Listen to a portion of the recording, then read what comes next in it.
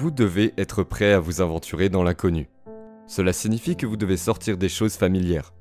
Il y a donc ce genre de modèle qui dit « Voici l'ancien moi et voici le nouveau moi ». Et il y a un fossé entre les deux.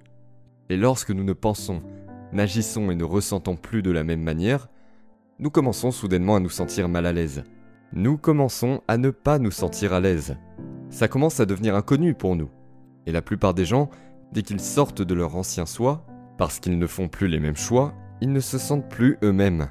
Donc la première chose qu'ils font est de faire les mêmes choix qui produisent les mêmes comportements, qui créent les mêmes expériences, qui produisent les mêmes émotions.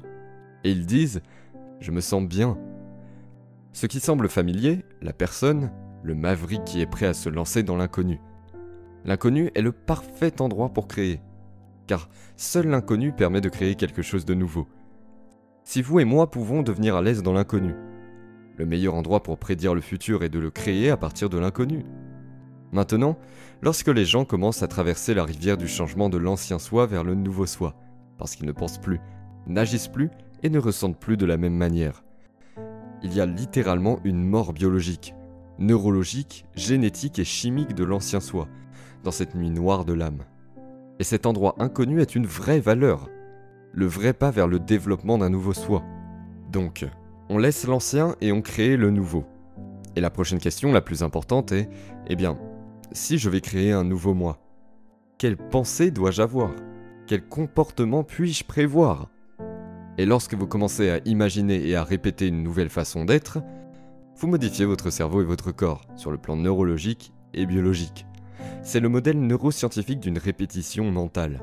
Nous commençons à nous rappeler qui nous ne voulons plus être, et nous nous rappelons chaque jour qui nous voulons être. Il arrivera un moment où nous commencerons à faire taire les circuits de notre cerveau qui sont connectés à l'ancien soi, et à inhiber les produits chimiques qui réaffirment la même identité.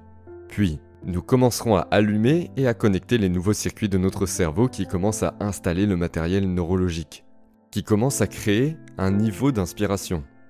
Nous commençons à voir de nouvelles possibilités, nous voyons un nouveau paysage, nous voyons un nouvel horizon.